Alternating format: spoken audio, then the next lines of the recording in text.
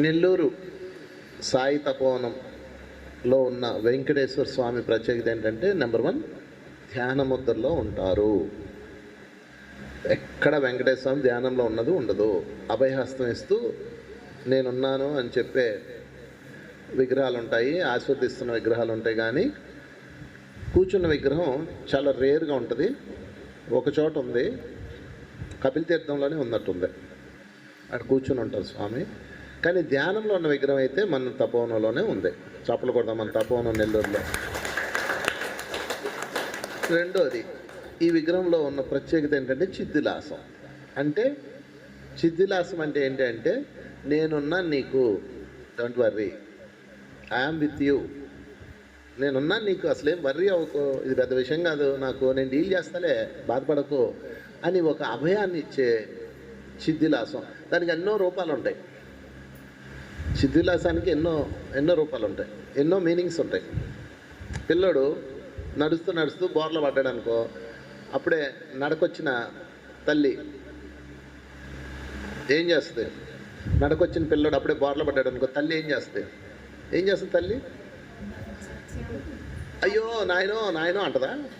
చిన్న నవ్వు నవ్వుతుంది. చిద్విలాసం. తప్పటడుగు లేస్తాడు, టిక్ అన్నాడు అనుకో, చిన్న నవ్వు నవ్వుతుంది కదా. అది చిద్విలాసం అంటే. అర్థమైందా? అలాగే మనం కూడా మన జీవితం అన్న కష్టాల్లో మనము కింద మీద పడుతుంటాం కదా, కష్టాల్లో. అప్పుడు స్వామి మనల్ని చూసి నవ్వుకోడు, చిద్విలాసపడుతుంటాడు. అది చిన్న విషయం రా, ఎందుకు అలా అల్లాడుతున్నావు, నువ్వు ఆత్మవురా, నువ్వు శరీరం కాదు, నువ్వు ఆత్మవి అని చెప్తాడు. కనుక వెంకటేశ్వర స్వామి యొక్క దివ్య చైతన్యం ఏం నేర్పిస్తుంది మనకి అంటే,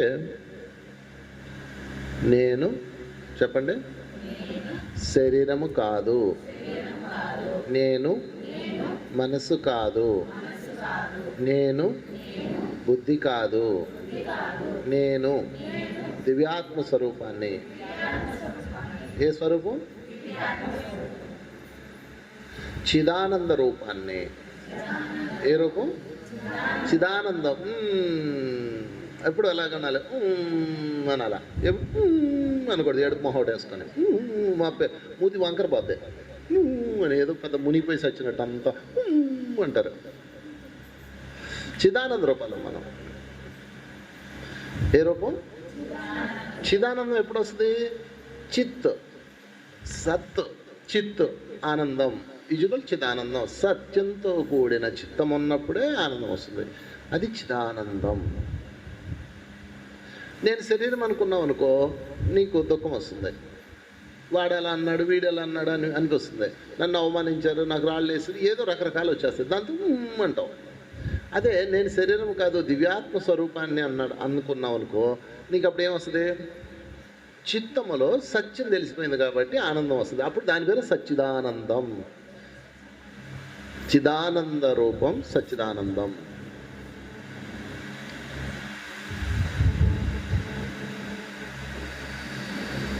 అర్థమవుతుందా? అందరూ వెంకటేశ్వర స్వామి వైపే చూడండి. అలాగా కనపడకపోతే కళ్ళు మూసుకొని కూర్చో. సరే, కనిపిస్తాయి. నువ్వు అలా అంటే అంత అర్థం ఉండదా? కూర్చో, కళ్ళు మూసుకొని కూర్చో. దూరంగా ఉన్నవాళ్ళు కళ్ళు మూసి కూర్చోండి. దగ్గరకు చూస్తున్న వాళ్ళు ఆయన కనపడుతున్న వాళ్ళు చూడండి. కనపడిన వాళ్ళు అక్కడ కళ్ళు మూసుకోండి.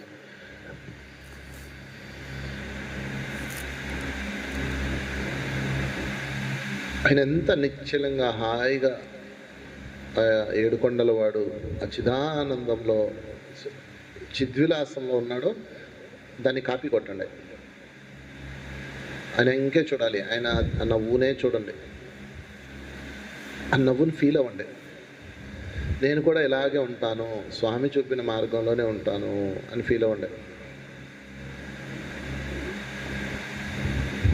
ఇంకా చూడాలి, కళ్ళు ఆర్పకుండా చూడండి, కళ్ళు రెప్ప వేయకుండా చూడండి.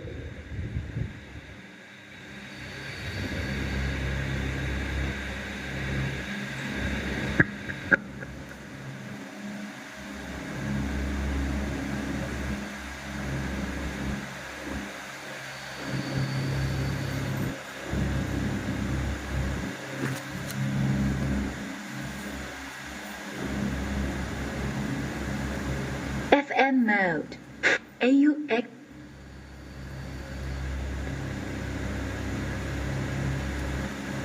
Bluetooth mode.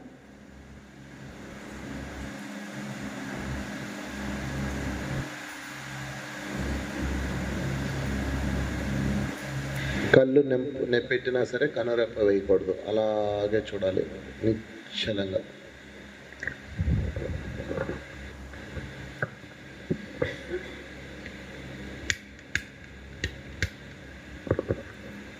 నిశ్చలంగా అలాగే చూడాలి.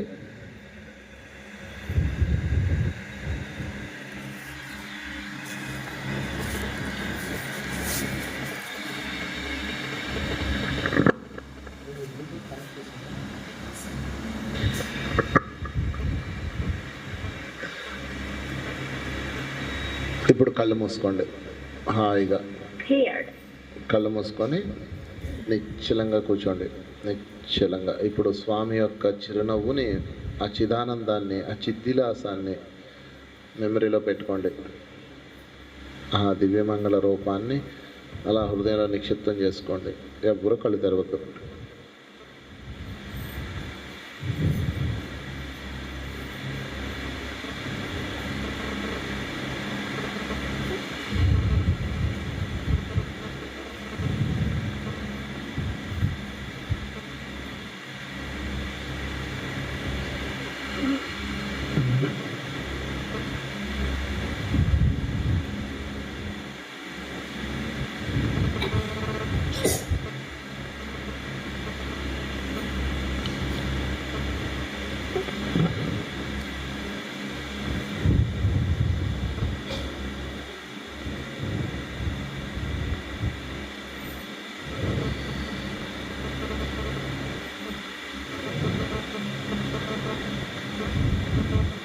నిశ్చలంగా కూర్చున్నాం, నిర్మలంగా కూర్చున్నాం.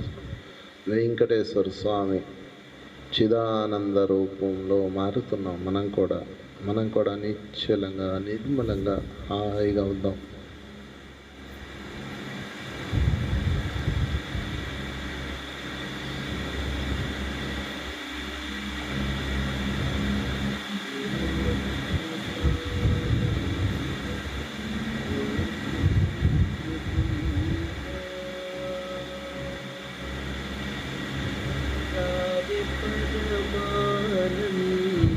రావే పరమానంద,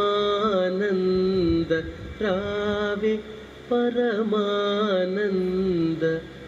రామ గోవింద. నిర్మలంగా ఉన్నాం. ఇప్పుడు మరలా నెమ్మదిగా కళ్ళు తెరవండి. కళ్ళు తెరిచి స్వామి యొక్క రూపాన్ని చూడండి. పాలవారాశిలో పవళించినావు, బాలుగా మునులకు నిశ్చలంగా ఉన్నాం. స్వామి ఎంత నిశ్చలంగా ఉన్నారో మనం కూడా అంతే నిశ్చలంగా ఉన్నాం. వసుదేవు కుదయించినావు,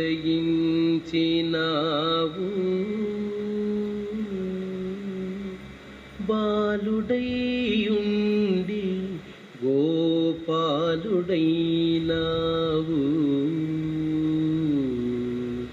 జో జో జో జో. మరలా కళ్ళు మూసుకోండి నిర్మలంగా. మరలా నిశ్చలంగా కళ్ళు మూసుకున్నాం. కళ్ళు తెరిసినా కళ్ళు మూసినా అదే నిశ్చలత్వంలో ఉన్నాం. సేవ చేయంగా అందముగా వారిండ్ల ఆడుచుండంగా, మందలకు దొంగ మా ముద్దురంగా. జో జో జో జో. అంగజుని గన్న మాయన్న ఇటురారా, బంగారు గిన్నెలో పాలు ఆలోచనలు వస్తూ ఉంటే శ్వాస మీదకి వెళ్ళండి. ఆలోచనలు వస్తే శ్వాస మీదకి వెళ్ళండి. పూర్తి ఎరుకుతూ ఉండండి. పొంగుచున్నారా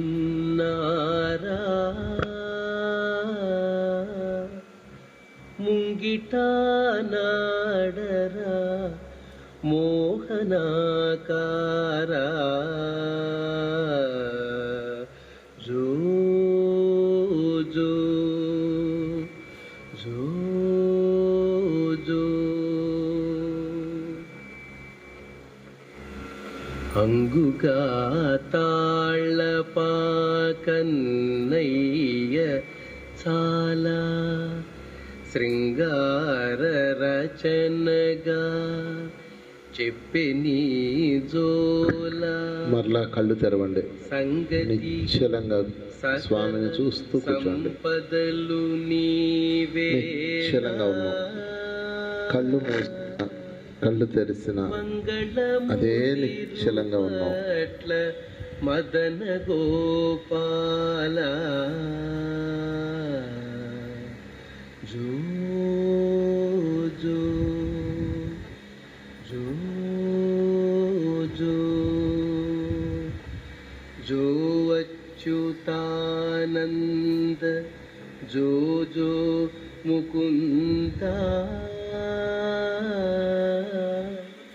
రావే పరమానంద రావే పరమానంద రామ గోవింద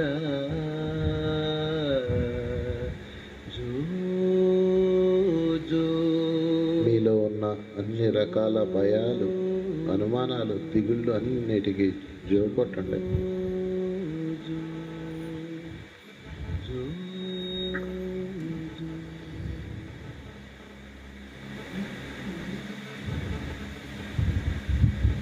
నిశ్చలంగా ఉన్నాం. మరలా కళ్ళు మూసుకోండి. కళ్ళు తెరిసిన కళ్ళు మూసిన నిశ్చలత్వమే.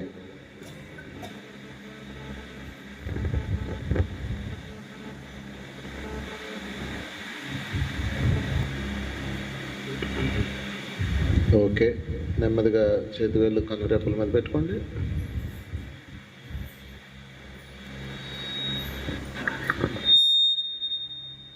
Slowly open your eyes. చప్పట్లు కొడదాం ఒకసారి ఈరోజు కార్యక్రమానికి. ఇప్పుడు మీకు ఒక ప్రాక్టికల్ సెషన్ చేసాం. ఏంటది అంటే నిశ్చలత్వం. ఏంటది? నిశ్చలత్వం అంటే మీరు ధ్యానం చేస్తున్నారు. అందరూ సైలెంట్గా ఉండండి. ఇప్పుడు నేను ధ్యానం చేస్తున్నాను, డిస్టర్బ్ చేయకండి. అది ధ్యాన సాధన. ఓకే, ధ్యానం ఒక గంట చేసేది కాదు. ధ్యానం అంటే నిరంతరం చేసేది. నిరంతర ధ్యాన స్థితిలో ఉండాలి. అలా ఉండాలంటే ఏం చేస్తారంటే, ఇది ప్రాక్టీస్ చేయండి. ఇప్పుడు చెప్పండి, అలా కూర్చోండి. ముందు నిశ్చలంగా కూర్చోండి, కళ్ళు మూసుకోండి. మళ్ళా కళ్ళు కాసేపటి తర్వాత నెమ్మది కళ్ళు తెరవండి. చుట్టూతా పరిసరాలు చూడండి. ఎవడో వచ్చి ఆ గైగి అంటారు కదా, వాళ్ళని చూడండి. మళ్ళీ నెమ్మది కళ్ళు మూసుకోండి. అట్లా కళ్ళు మూసుకున్న ఒకే స్థితి, కళ్ళు తెరిచిన ఒకే స్థితి వచ్చిందాక సాధన చేయాలి. ఇది నిశ్చలత్వ సాధన అంటారు. ఓకే, నిశ్చలత్వ సాధన అంటే ఏంటంటే ధ్యానంలో నుంచి బయటకు వచ్చేయాలి, మళ్ళీ లోపలికి వెళ్ళిపోవాలి. మామూలుగా అయితే ధ్యానంలోంచి బయటకు రావడానికి మనం ఏం చేస్తాం, ఆఖరి 1 నిమిషం, ఆఖరి 30 సెకండ్లో చేతి వెళ్ళి కళ్ళ మీద పెట్టుకోండి, ఇవన్నీ చెప్తాం. అది పబ్లిక్ ప్రాసెస్. మీరు పర్సనల్గా చేసుకునేటప్పుడు ఎలా ఉండాలంటే, అలా కూర్చున్నారు, ఎవడేదో మాట్లాడుతున్నారు, మీకు తెలియకుండా మీ కళ్ళకి వెళ్ళిపోతాయి. మీ మాట మీరు అట్లా ఉండకూడదు. నిశ్చలత్వం, దాని పేరే జో అచ్యుతానంద జో జో ముకుంద. మనం ఎవరిని జో కొట్టాలి? మనం ఎవరిని జో కొట్టాలి? ఈ మనసుగా అన్ని జో జో జో జో గంగారడకోయ్ అని జో కొట్టాలి. ఒక అడవిలో ఒక ముని ఉంటాడు. ఆయన నిశ్చలత్వం ప్రాక్టీస్ చేశాడు. ఆయనకి మోక్షం కోసం మోక్షం కోసం సాధన చేశాడు. ఒకరోజు ఆయన ఏం చేశాడంటే, అడవిలో కూర్చొని నిశ్చలంగా ఉన్నాడు. ఈలోపు ఒక జింక వచ్చి ఆయన ముందు నుంచి దూకి అలా వెళ్ళిపోయింది. అలా వెళ్ళిపోగానే ఆ, ఆయన దాని వెనక వేటగాడు వచ్చాడు. ఓకే, జింక ఎడిపోయిందని అడిగాడు. మనమైతే చెప్తామా? ఆయన కూడా చెప్పలా. చెప్తే ఏముంది, జింకను చంపేస్తాడు కదా. అందుకని అతను ఏం చేశాడంటే జింక ఎడిపోయింది చెప్పలేదు. కానీ అతనికి తెలియకుండానే అతని కన్ను ఎట్టుంది. ఇప్పుడు మనం ఇంత శ్రద్ధగా ఉన్నారు, మీరు పక్కన చెప్పడం మీరు ఏం చేస్తారు? ఆ ఫ్యాన్ తిప్పినట్టు తలకాయ ఇలా తిప్పేస్తారు. ఆ ఫ్యాన్ అటు ఇటు అని తిరుగుతుంది కదా, అలాగే మీరు కూడా తలకంటే ఏం తిప్పేస్తారు. అంటే మీరు నిశ్చలత్వంలో ఉన్నట్ట లేదు, మీ తలకాయ మీ కంట్రోల్లో ఉన్నట్ట లేదు. అలాగే ఆ ముని ఏం చేశాడు, ఆయన తెలియకుండా అయినట్టు అన్నాడు. అనగానే ఆ వేటగాడు అటు వెళ్ళి ఆ జింకను పట్టుకుపోయాడు, చంపేసి. సరే, ఈయన మోక్షం వచ్చింది, పైలోకాలకి వెళ్ళాడు. వెళ్ళిన తర్వాత పైలోకాల్లో ఆయన అడిగారు, అయ్యా నువ్వు ఎంతో సాధన చేసావు, నీకు మోక్షం ఇచ్చేస్తున్నావు, నెక్స్ట్ నువ్వు దేవతా రాజ్యంలోకి వెళ్ళిపోతావు నువ్వు అని చెప్పారు. చెప్పగానే స్కాన్ చేస్తాం, ఒకసారి స్కాన్ చేస్తే నువ్వు జింకను చంపిన కేసు ఉంది నీ మీద అని చెప్పారు. జింకను నేను ఎప్పుడు చంపానండి అన్నాడు. ఆ రోజు ఇట్ట అన్నావు, అట్ట ఎందుకు అన్నావు అని అడిగారు. ఏంటి అట్ట అన్నం కూడా తప్పేనంటే, మరి అట్ట ఎందుకు అన్నావు? మోక్షం ఎప్పుడు ఇస్తా తెలుసా? నీ సమస్త ఇంద్రియాలు నీ మాట విన్నప్పుడు. దాని పేరే మోక్షము. అంతేకాని పలానా గురువుగారి దగ్గరికి వెళ్తే మోక్షం, పలానా గురువుగారికి డబ్బులు కడితే మోక్షం కాదు, పలానా ధ్యానం చేస్తే మోక్షం, పలానా పిరమిడ్ కడితే మోక్షం ఏం కాదు. నీ సమస్త ఇంద్రియాలు, 5 పంచేంద్రియాలు, 5 అంతరేంద్రియాలు, 1 మనస్సు, మరొకటి బుద్ధి, ఇవన్నీ కలిపి చైతన్యమైన నీ చేతిలోకి వచ్చిన రోజే నీకు మోక్షం. 7 అంటే అది ఏడవాలి, నవ్వు అంటే నవ్వాలి. ఇది అంత తొందరగా రాదు, చాలా టఫ్. ఆ ముని ఇట్టన్నందుకే అయిపోయింది. ఇక మన కథ ఏంటి? అందుకని దీనికోసం మీకు నిశ్చలత్వం రావడం కోసమే మీ జీవితంలో ఈ సిచ్యువేషన్స్ అన్నీ. మీ జీవితంలో రకరకాల సిచ్యువేషన్స్ ఉన్నాయి కదా, మీ జీవితంలో ఉన్నాయా లేవా? ఈ సిచ్యువేషన్స్ అన్నీ ఎందుకోసం? నీకు నిశ్చలత్వాన్ని సాధన చేయించడం కోసం. అదే జో అచ్యుతానంద. ఆ నిశ్చలత్వాన్ని సాధన చేయించడానికి నీకు ఇవి వస్తున్నాయి. అందుకనే ఫర్ ఎగ్జాంపుల్, ఇప్పుడు నీ జీవితంలో మీ జీవితాల్లో బాగా ఎమోషన్ అయ్యి బాధపడే సంఘటనలు ఏంటి? ఒక్కొక్కరికి ఒక్కొక్కటి ఉంటుంది. ఫర్ ఎగ్జాంపుల్, నీ భర్త ఉన్నాడు, నీ భర్తతో రోజు గొడవ, నీకు ఆయన అవమానిస్తూ ఉంటాడు, బాధపడుతుంటావు. ఒక అలాగో 20 ఏళ్ళు గడిపేశావు. 21 ఏడు ఏమవుతుంది? ఆయన గోల అయిందే, మన గోల మందే అని నిశ్చలత్వం అవుతుందా రాదా? మరి నిశ్చలత్వం రావాలంటే నేను కాల్చుకునే మొగుడు కావాలో వద్దా?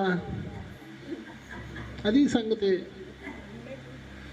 మీ ఇంట్లో మీ భర్త కానీ, మీ భార్య కానీ, మీ ఆడపడుచులు కానీ, లేకపోతే మీ బాసు కానీ, మీ అసిస్టెంట్ కానీ, మీ కొడుకు కానీ, కొంతమంది 2 తెచ్చుకుంటారు బంపర్ ఆఫర్ వాళ్ళకి. అంటే తొందరగా నిశ్చలత్వం వచ్చేయాలని ఎక్కువ హోంవర్క్ తెచ్చుకుంది మేడం.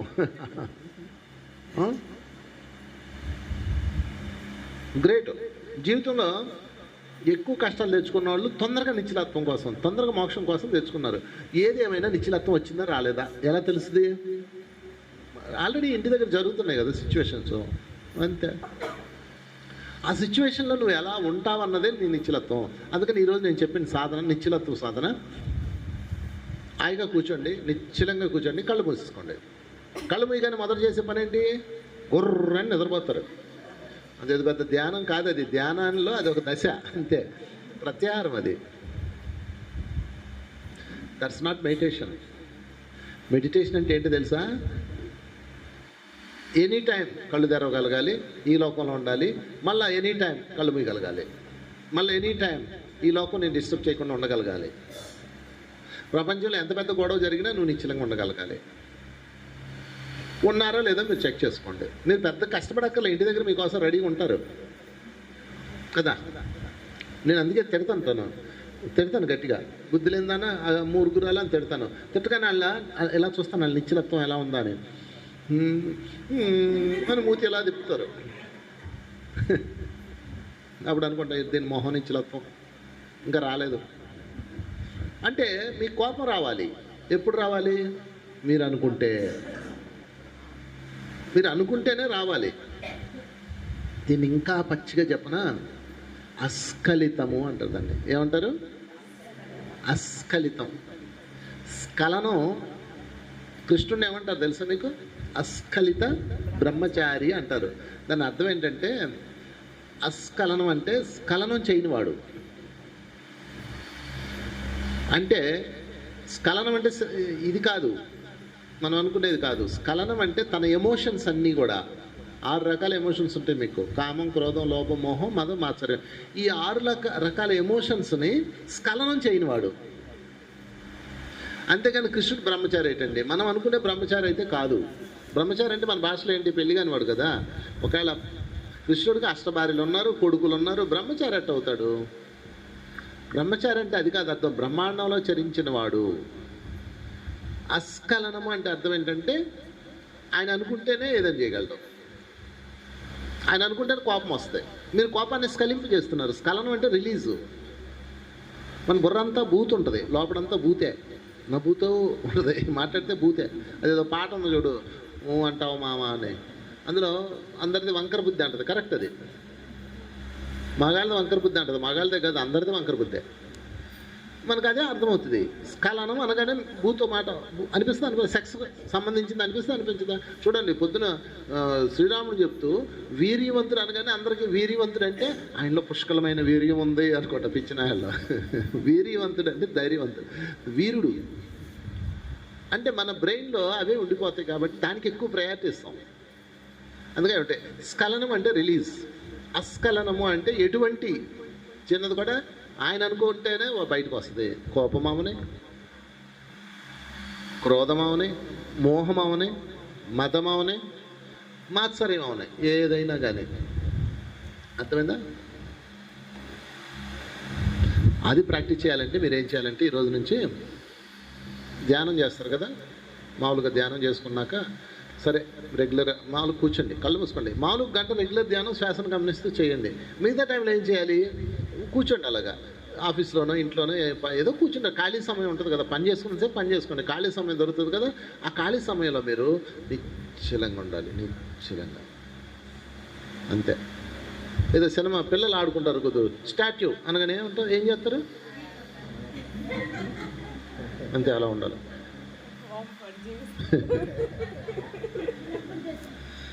వీళ్ళు ఇప్పుడు చేస్తున్నారా?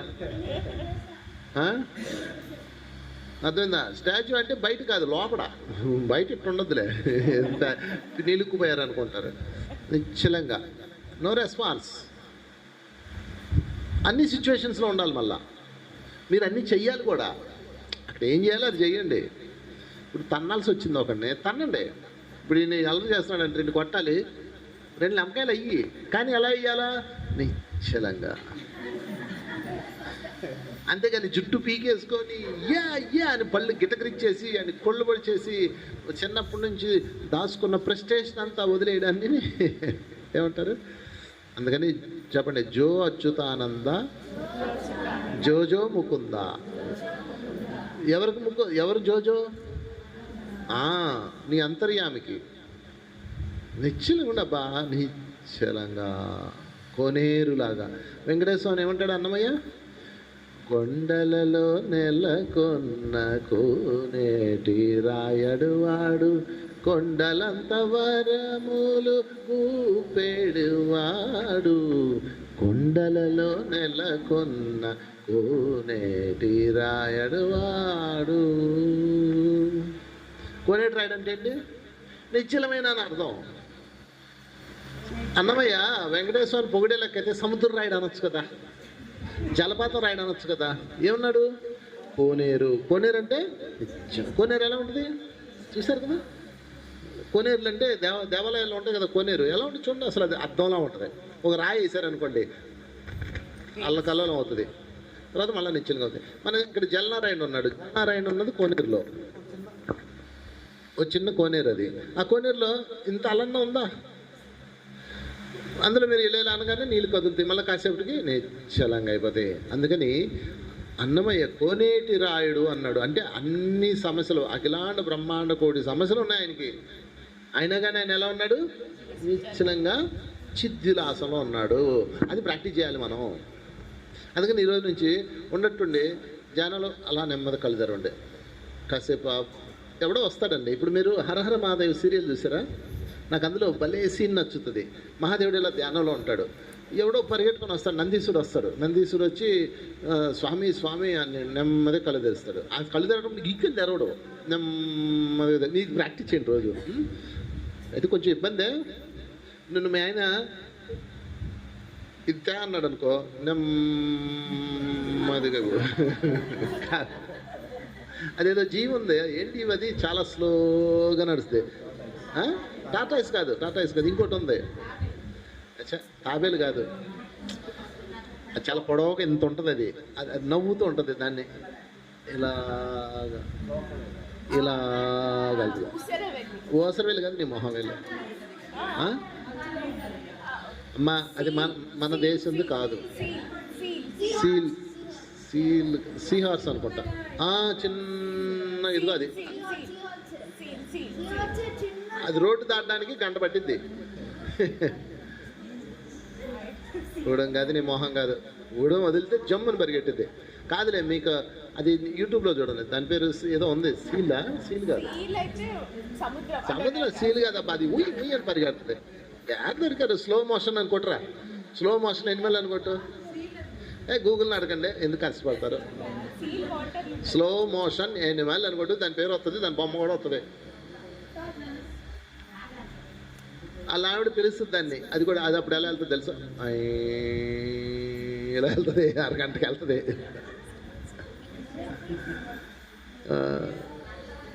నక్క కాదు, కుక్క కాదు అబ్బాయి.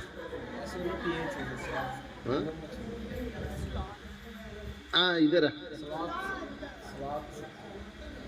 దీని పేరు చెప్తానండి. ఇది ఎలా ఉంటుంది తెలుసా, రోడ్డు దాటేటప్పుడు గంటకు దాటుతుంది. ఇది కాదు స్లోగా వెళ్తుంది.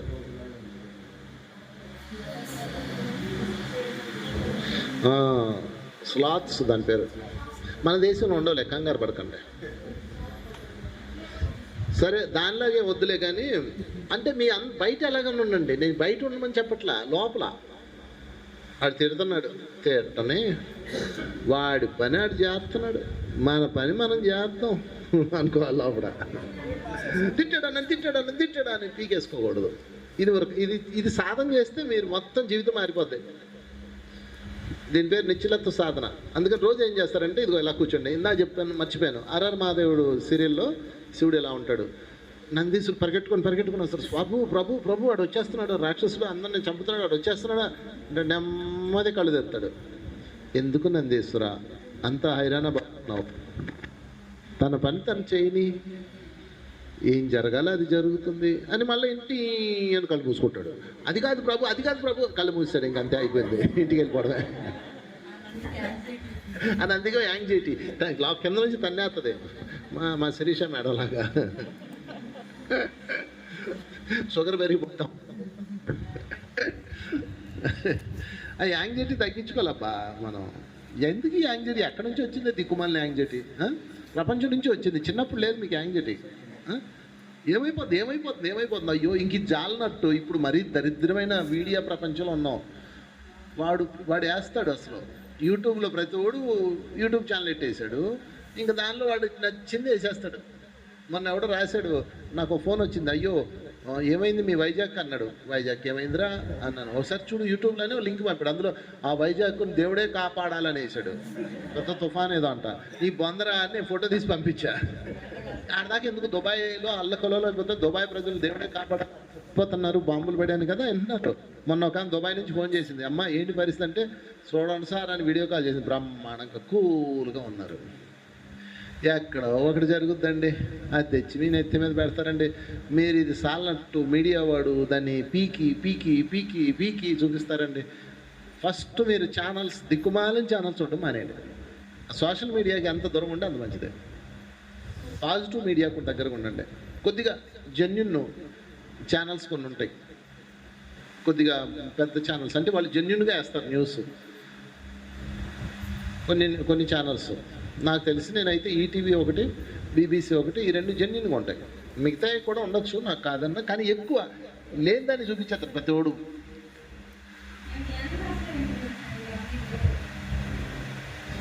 కనుక న్యూస్ చూడండి, ప్రపంచంలో ఏం జరుగుతుందో జెన్యున్ న్యూస్ చూడండి. అసలు ప్రాపంచిక చెత్త చూడకుండా ఇంకా మంచిది.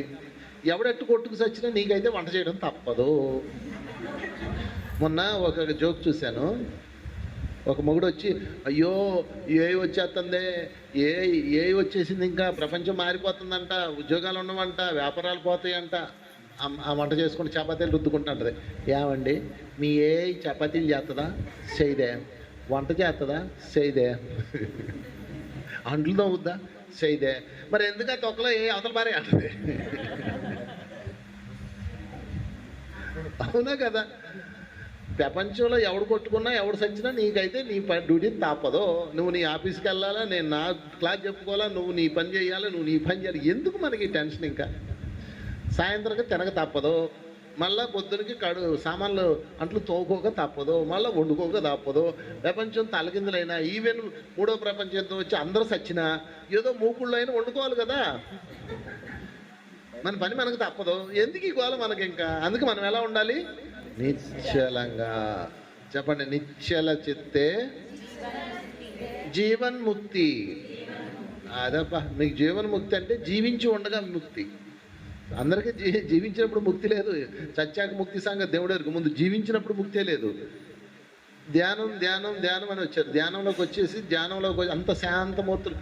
ఇప్పుడు ధ్యానంలో నేను నా ధ్యాన కేంద్రంలో కొట్టుకుంటున్నాడు. మొన్న ఒక ఆమె క్లాస్ పెట్టింది. వర్షం పడుతుంది. అయ్యో అయ్యో వాన పడుతుంది సార్, ఎలా సార్ అంది. నేనేమన్నానంటే, అసలు ధ్యానం ఎందుకు అన్నాను. ధ్యానం ఎందుకు? మోక్షం కోసం. మోక్షం అంటే ఏంటి? నిశ్చల చిత్తం. నిశ్చలత్వం కోసం క్లాస్ పెట్టి నువ్వు హైరాణ పడుతున్నావు. ఏమన్నా అర్థం ఉందా అన్నాను. నీ పని నువ్వు చెయ్యి, ఏం జరగలేదు జరుగుతుంది. ఒక్క సూత్రం బాగా గుర్తుపెట్టుకోండి. భగవద్గీతలో ఒకే ఒక సూత్రం, అది కానీ విన్నారంటే నీకు నిశ్చలత్వం వచ్చేస్తాయి. చెప్పండి నాతో పాటు. కర్మణ్యే వాధికారస్తే మా ఫలేషు కదాచన. అంటే కర్మను చేయటమే నీకు అధికారము కలదురోయ్, ఫలితాన్ని నేను ఇస్తాను అని అర్థం. నేను అంటే యూనివర్స్. మీరు ఏం చెయ్యాలో అది చెయ్యండి, ఏది రావాలో అది వస్తుంది. ఇప్పుడు ఇది చేయలేము, మానేద్దాం. చేయగలము, చేద్దాము. నువ్వేం చేయగలవు అది చెయ్యి. ఇప్పుడు ఈ తపోనం కట్టాలి, పెద్ద తపోనం. నేనేం కట్టలేదు, ఇది చేశాను, వచ్చింది. ఇంకోటి ఉంది, వైజాగ్లో ఒకటి ప్లాన్ చేశా. అక్కడ కూడా ల్యాండ్ ఇలా నది, అది ఇంకా అందంగా ఉంటుంది, వాగు ప్రవహిస్తూ ఉంటుంది, అద్భుతంగా ఉంటుంది. ప్రయత్నం చేశాను, అది అవ్వలేదు, వదిలేశాను. నాకేంటి, సినిమా చూసుకుంటా నేను, నాకేంటి. అదంతా యూనివర్స్ పని కదా. ఏందో నువ్వు నీ నెత్తి మీద వేసేసుకోను, అమ్మో నేనే చేసేయాలి, అమ్మో నేనే చేసి ఇస్తున్నాను. భ్రమల్లో బతకండి మిత్రులారా.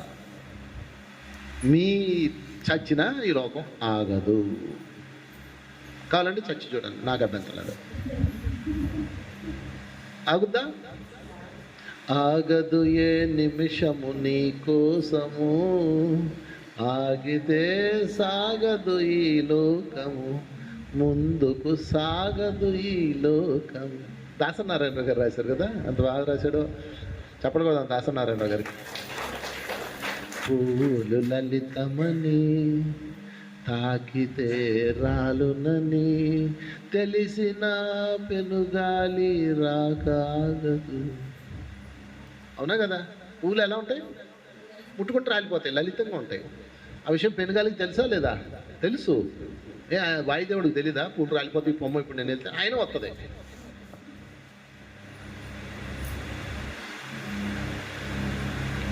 జననం కర్మమని మరణం ధర్మమని తెలిసిన మృత్యువు రాకాగదు, హృదయం అద్దమని పగిలితే అతకదని తెలిసిన ఈ మనిషి తపనాగదు, ఈ బతుకు పయనమాగదు. ఎంత అద్భుతం పాట కదా ఇది. నాకు బాగా నచ్చిన సాంగలు. కనుక మిత్రులారా హాయిగా ఉండండి.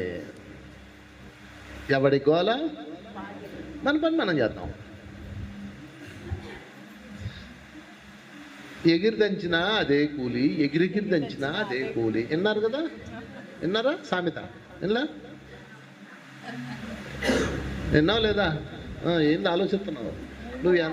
ఎంత సింపినా ఇదే కథ. నీ జీవితానికి దీనికి కంపేర్ చేసుకుంటున్నావా? అయితే చెప్పండి, ఎగిరి దంచినా అదే కూలి, ఎగిరెగిరి దంచినా అంటే ఎగరకుండా దంచిన అన్న ఎగరకుండా అది ఏదైనా ఒకటే. కొన్ని చోట్ల ఎగరకుండా దంచిన అని ఉంటుంది, ఏదైనా ఒకటే లేదు. ఒక ఆమె కూలికి వెళ్ళింది, ఇలాంటిది కూలికి వెళ్ళింది, పనికి వెళ్ళింది.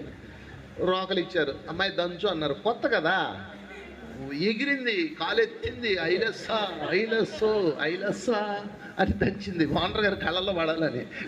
కొత్త పిల్ల కదా, కాలెత్తింది, రోకలెత్తింది, దూకింది, పైనుంచి దూకితే మరీ దంచింది. వెళ్ళేటప్పుడు 100 రూపాయలు ఇచ్చారు. ఇంటికి వెళ్ళింది, ఒళ్ళు హోనం అయిపోయింది, ఒళ్ళు నొప్పులు. రెండో రోజు పనిలోకి వచ్చింది. పాపం రోకలు కూడా ఎత్తల నొప్పులు. నెమ్మదిగా ఐలస్సు ఐలస్సు ఐలస్సు అని దంచింది. వెళ్ళేటప్పుడు 100 రూపాయలు ఇచ్చారు. ఆమెకు జ్ఞానోదయం అయింది, ఎగిరి దంచినా అదే కూలి, ఎగరకుండా దంచిన అదే కూలి, తోడదానికి ఎందుకు చింపుకోవడం అని మూడో రోజు నార్మల్గా దంచింది. అలాగా మీరు కూడా 2 జన్మలు అయ్యాక తెలుస్తుంది. ఓర్రే, నేను ఏదో చింపేద్దాం అనుకున్నాను, నేను సచ్చినా అదే జనం, బతికినా అదే మన జనం, పెద్ద తేడా ఏం లేదు. ఇంకా డౌట్ ఉంటే చచ్చి చూడండి, నాకు అభ్యంతరం లేదు.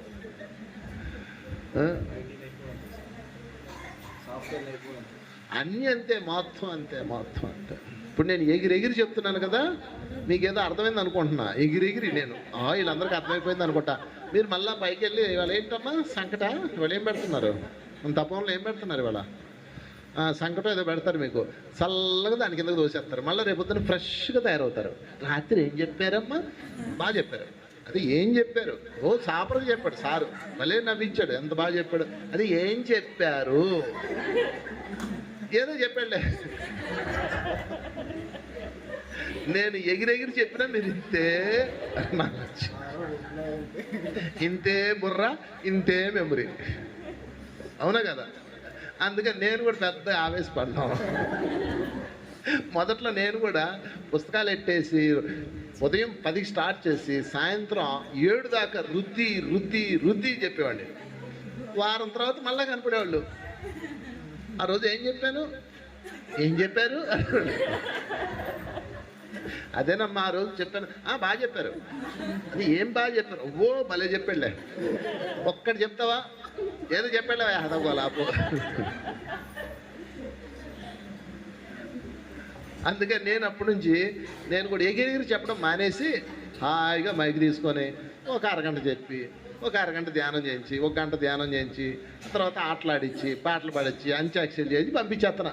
ఈ పద్ధతి నాకు ప్రశాంతంగా ఉంది. మీ సంగతి అమ్మకాన్ని మొన్న ఎవడో వచ్చి, నువ్వు అంత తొందరగా వదిలేయకు, వాళ్ళ రుద్దాలే, చేపలు రుద్దినట్టు రుద్దాలు అంటాడు. వాళ్ళు చేపలు కాదు కదరా అన్నారు.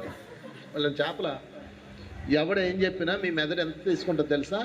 ఎగ్జాక్ట్లీ 45 నిమిషాలే. ఎగ్జాక్ట్లీ 45 నిమిషాలు. మన చిన్నప్పుడు చదువుకునే పీరియడ్ ఉంటుంది కదా, స్కూల్లో పీరియడ్ ఎంత ఉంటుంది? 45 మినిట్స్, గంట ఉండదు. 45 నిమిషాల తర్వాత నీ బుర్ర ఫిల్ అయిపోద్ది. ఏది నేను ఉన్నది బుర్ర ఉన్న కోసం చెప్పాను, మరి ఎవరి బుర్ర ఎంతో నాకు తెలియదు కదా. ఇంకొక విషయం, కాన్షియస్నెస్. ఇప్పుడు 30 సంవత్సరాల లోపు వాళ్ళకి ఒకలా ఉంటుంది, 20 సంవత్సరాల లోపు వాళ్ళకి చురుగ్గా ఉంటుంది, 40 సంవత్సరాల లోపు వాళ్ళకి మందగిస్తూ ఉంటుంది. ఇక 40 దాటాక 50కి వచ్చాక తగ్గుదల పడుతుంది. ఇక 60కి వచ్చాక మీరేం చేస్తారు తెలుసా? ఏం చెప్పాడు, ఏదో చెప్పాడు, మనకెందులో కళ్ళు మూసుకుంటే పోయాను ధ్యానం చేశాను. 60 దాటాక నేను బుర్ర కొట్టుకొని నేలకు తలకాయ కొట్టుకొని చెప్పినా ఎంత కూడా ఎక్కదు. మీ అందరూ అదృష్టవంతులు 60 లోపే వచ్చారు. మా అమ్మలకి నేను అప్పుడప్పుడు క్లాస్ చెప్తాను కదా, నేను ఆవేశపడిపోయి భగవద్గీత చెప్పేసి, చింపేసి, కొరికేసి, వాళ్ళని పీకేసి, అయ్యో ఎక్కడెక్కడ ఆత్మలోకాల సబ్జెక్ట్ అంతా చెప్పా. మరి ఇంకేంటి లేవా అన్నారు. మామూలు బ్యాచ్ ఒకటి ఉందిలే మా అనకాపల్లిలో. ఇంకేట్లేవ్వా అంది. ఇంకేట్లేవ్వా 18 అధ్యాయాలు చెప్పానే నీ కడుపు ఉడక. 18 అధ్యాయాలు చెప్పాను ఒక రోజంతా. ఎంత కష్టం తెలుసా? ఉదయం 10కి మొదలెడితే సాయంత్రం 5:30, 6 అయిపోయింది. భోజనం కూడా అరగంటే, టైం లేదు. సిలబస్ పెద్ద పెద్ద పుస్తకాలు పెట్టేసి పేజీలు చింపేసి చిప్పేసి చెప్తే 5:30, 6 అయిపోయింది. అమ్మా ఓకేనా, అందరికి అర్థమైందా? మరి ఇంకేట్లేవ్వా అంది. ఇంకేటి ఉండడు, కూరగాయలు కొట్టాను అదేమన్నా. ఇంకేటి ఉండవేంటి? నీ అమ్మ కడుపు మాడ పొద్దు నుంచి సత్యం చెప్పలేక ఇంకేటి ఉండవేంటి? నాకు ఇంకా అప్పుడు నాకు నానదైంది. ఓహో,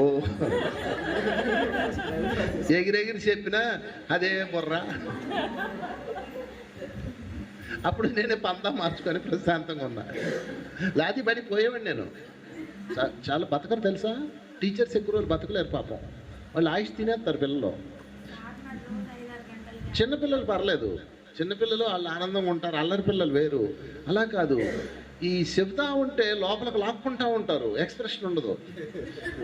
బ్లాక్ హోల్లోకి రాళ్ళు వేసినట్టే, లోయలో ఎసుకేసినట్టే ఊపుతా ఉంటారు. అవునా కదా? ఏంటంటావు? అదే బెటరు. ఇప్పుడు ఇవన్నీ ఎందుకు? పొద్దున ఏం చెప్పాను? ఒక్క మొక్క చెప్పు చాలు. పొద్దున్న నుంచి నేనేం చెప్పాను? ఒక్కటి చెప్పు. రాముల వారి గురించి చెప్పాను, ఎవడో తెలీదు. రాముల వారిలో 10 పాయింట్లు చెప్పాను, ఒక్కటి చెప్పు. ఆవేశపడ. నువ్వు 6 గంటలు ధ్యానం చేయదు, ఒకటి నీకు మార్పు. అర్థమైందా? నా కంఠశ్వాస నాకు తెలుసు. నేనేం చేస్తానంటే మీ గోళ నాకెందుకని నేను రికార్డ్ చేసుకుని యూట్యూబ్లో రికార్డ్ చేసుకుని పెట్టుకోడు. ఎవడు చూసేవాడు చూస్తాడు. అందుకని నేనట్టే ఆశలు ఎట్టుకోనమ్మా. అలాగే నేను చెప్పకుండా ఉండకూడదు. మళ్ళీ ఎవరికి అందులో అందుతుందో పాపం. గురువుల యొక్క ఆయుష్ అంతా తీసేస్తారు వీళ్ళే. అందుకని ఎగిరి దంచకండి ఇక నుంచి. ఇంటికి వెళ్ళిపోవాలి అర్జెంటుగా. నేను లేకపోతే ఇల్లు ఏమైపోయిందో, ఆ కోడల పిల్ల ఏం చేస్తుందో, ఆ కొడుకు ఏం చేస్తున్నాడో, మనవడు ఏం చేస్తున్నాడో, లేకపోతే నా మొగుడు ఏం చేస్తున్నాడో, ఎక్కడ చక్క పెడుతున్నాడో, ఆ ఇంట్లో గ్యాస్ కట్టేసాడో లేదో, ఇవన్నీ ఉంటాయి కదా. అప్పుడు ఏమనుకోవాలంటే నిశ్చలంగా కూర్చోండి. ఇప్పుడు నేను పోయాను అనుకో, అవన్నీ ఎవడు చేస్తాడు అనుకోండి. ఏంటి దొరక జాబ్ విషయంలో చెప్పక్కర్లా.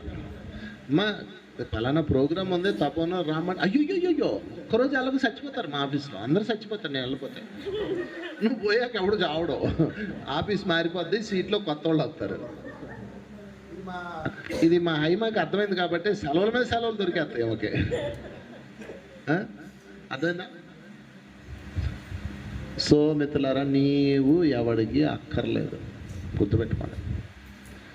ఏదో మొగుడు కాబట్టి, ఏదో పెళ్ళం కాబట్టి, ఏదో పిల్లలు కాబట్టి, దేవుడిచ్చిన బాధ్యతలు ఉన్నాయి కాబట్టి చెయ్యాలి. అంతవరకే చేయండి. ఏం కృష్ణమేని ఒక్కరోజు కూడా నీ కూతురు అన్నం తినడం అనేది నువ్వు పోతే రాసిస్తా, స్టాంప్ వేసి సంతకం కూడా పెట్టా. ఒక్క పూట మరీ బాగోదని ఉదయం టిఫిన్ మానేస్తున్నారులే. నువ్వు పోయిన రోజు 7 పెట్టుకొని టిఫిన్ అయిందంటావు. కానీ ఇప్పుడు అలాగే తినేస్తున్నారు, పక్కింట్లోకి వెళ్ళి తినేస్తున్నారా?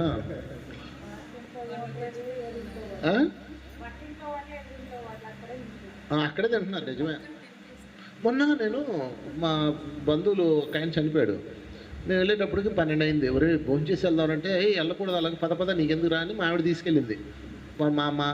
నా భార్య వైపు వాళ్ళు అనమాట.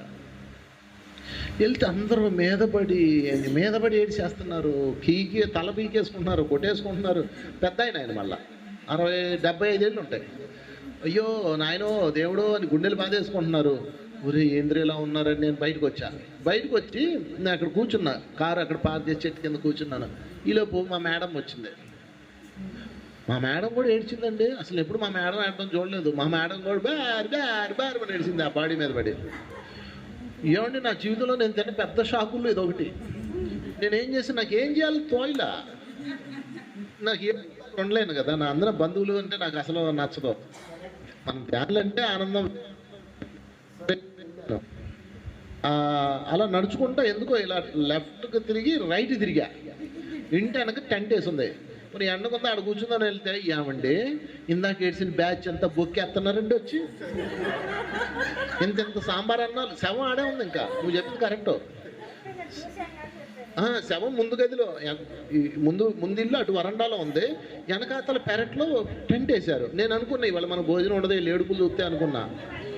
ఊరి ఏం తినేస్తున్నారండి వాళ్ళు, లైన్లో కుమ్మేస్తున్నారు సాంబార్ అన్నాలు, పప్పు అన్నాలు, వడియాలు. చెప్పకండి మామిడి కూడా తినేస్తుంది వెళ్ళి. నానా ఎడిపోయావు రా, తొందరగా తినేసి వెళ్ళిపోవాలి అంటుంది. ఊరి ఇప్పుడే కదా ఏడిచావు నువ్వు.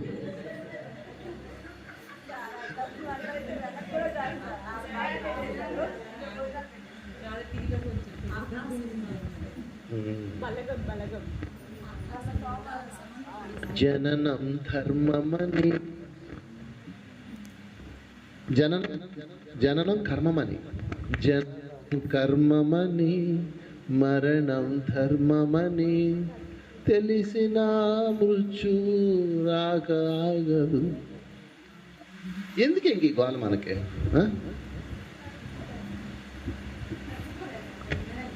కాసేపు ఏడు అయిపోయింది కదా.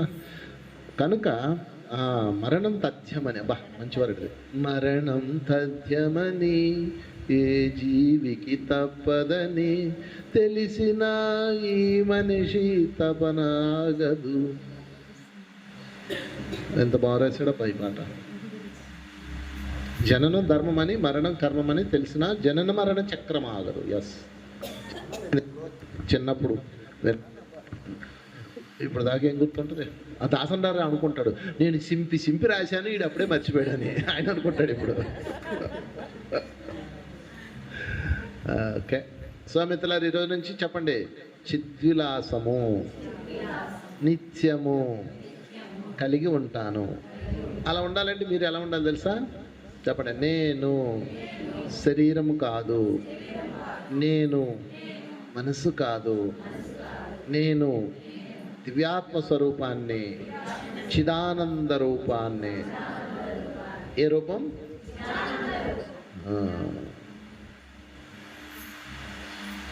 కళ్ళు మూసుకోండి, మీతో మీరు చెప్పుకోండి,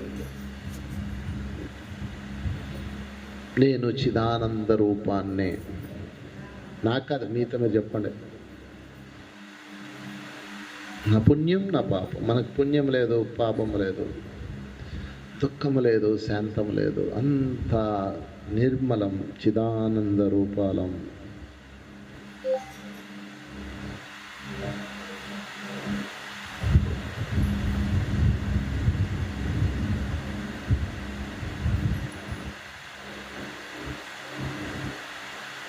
చిదానంద రూపాల మిత్రులారా, మనం పైనుంచి కిందకు వచ్చాం, చిదానందం పొందాలని వచ్చాం, అదే పొందుదాం.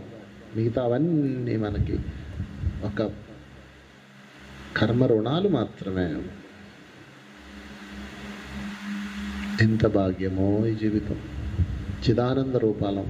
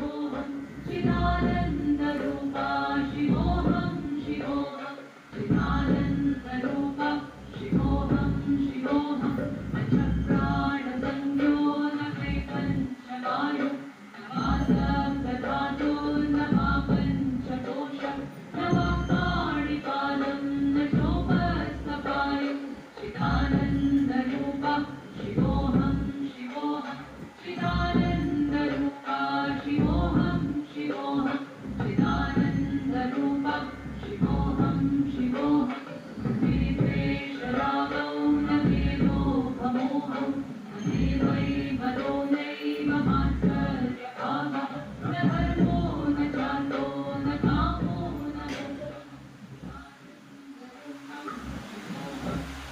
మీ లోపలగా మీరు చూసుకోండి.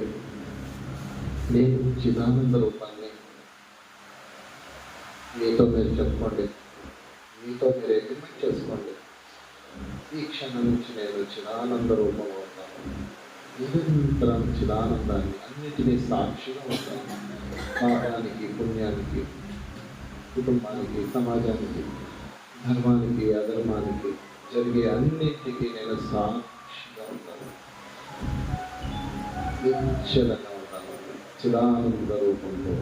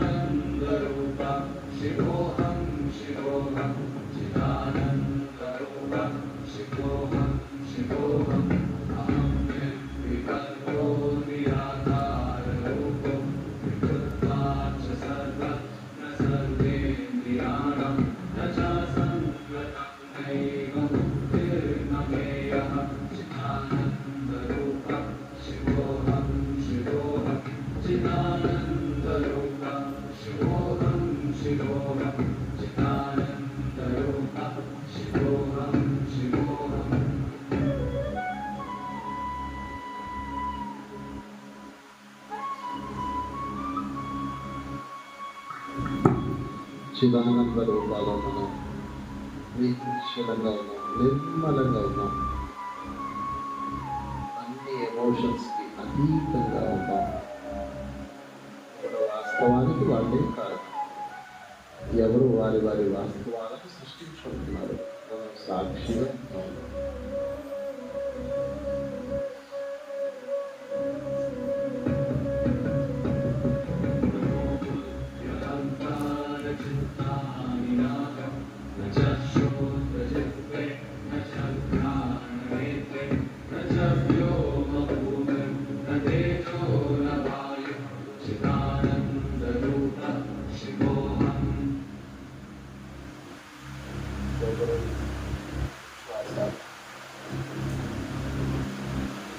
నిశ్చలంగా ఉన్నాం, చిదానంద రూపాలు.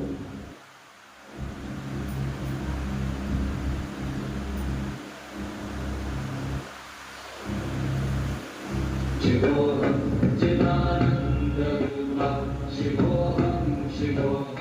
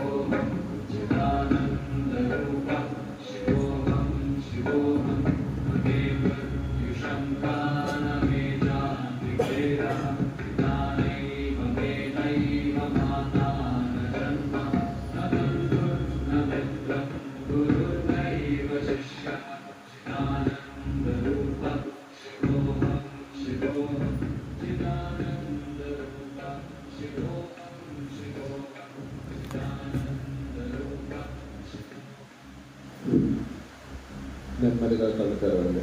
నిశ్చలంగా చేతులు కళ్ళు మీద పెట్టద్దు. కళ్ళు తెరవండి. కళ్ళు తెరిస్తే నిశ్చలంగా చూడండి. కళ్ళు తెరవండి. నిశ్చలంగా ఉండండి. నిశ్చలంగా అన్ని ఇంద్రియాలు పనిచేస్తుండాలి. మనం మాత్రం నిశ్చలంగా ఉండాలి.